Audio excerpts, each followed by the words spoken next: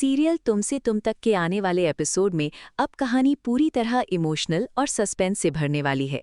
जहां एक तरफ अनु को परिवार की बहू मानते हुए गायत्री देवी उसे अपना पुश्तैनी हार देती हैं, वहीं दूसरी तरफ उसी हार की चोरी पूरे घर में बड़ा तूफान खड़ा कर देती है।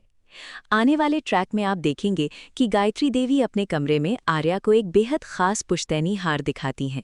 वो भावुक होकर कहती हैं कि ये हार वो कभी राजनंदिनी को देना चाहती थी, लेकिन उससे पहले ही राजनंदिनी उन्हें छोड़कर चली गई। अब वो यही हार अनु को देना चाहती हैं, क्योंकि अब वही इस घर की नई बहू बनने वाली है। लेकिन ये सारी बातें छुपकर मानसी सुन लेती है। मानसी के मन में जलन और लालच दोनों बढ़ जाते हैं। वो सोचती है कि उसे तो इस घर में कभी कोई खास चीज़ नहीं मिली और अब अनु को पुश्तैनी हार दिया जा रहा है। तभी वो मन ही मन फैसला कर लेती है कि ये हार किसी भी कीमत पर अनु के पास नहीं रहने देगी।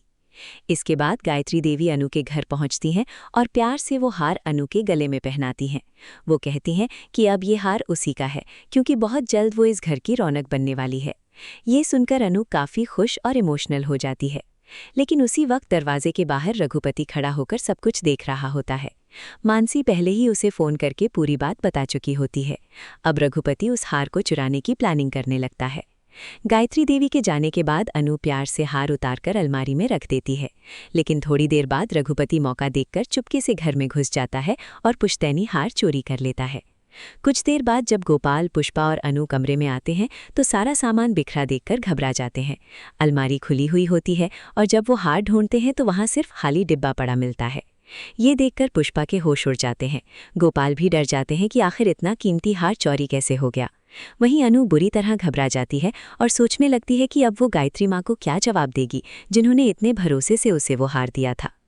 दूसरी तरफ झेंडे को अब मीरा पर शक होना शुरू हो जाता है। वो आर्या को बताता है कि ऑफिस में एक आदमी मीरा से मिलने आया था। सीसीटीवी फुटेज में उसका चेहरा साफ दिखाई नहीं दिया, लेकिन उसकी चाल ढाल और साइड लुक बिल्कुल जलंधर जैसा लग रहा था। झेंडे आगे बताता है कि जब उसने मीरा से इस बारे में पूछा तो उसने ठीक से जवाब नहीं दिया।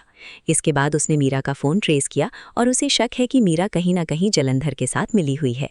लेकिन आर्या इस बात पर भरोसा नहीं करते। वो कहते हैं कि झेंडे बेवजह मीरा पर शक कर रहा है। तब झेंडे उसे समझाता है कि मीरा उससे प्यार करती है और अब जब आर्या अनु से शादी करने जा रहा है तो वो अंदर से पूरी तरह टूट चुकी होगी। ऐसे में जलंधर उसकी इस कमजोरी का फ़ायदा उठा सकता है। झेंडे साफ कहता है कि चाहे कुछ भी हो जाए, वो जलंधर को आर्या के साथ कुछ गलत नहीं करने देगा। उधर दूसरी तरफ सिद्धि माता उस रहस्यमयी लड़के का ख्याल रखती नजर आती हैं जो उनके पास रह रहा होता है।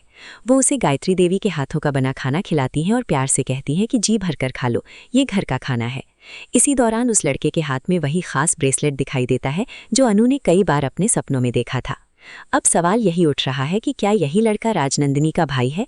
क्या यही गायत्री देवी का खोया हुआ छोटा बेटा है? और क्या अनु उससे मिलते ही अपने पुराने रिश्तों को महसूस करने लगेगी? आने वाले एपिसोड्स में यही बड़े राज धीरे धीरे खुलने वाले हैं।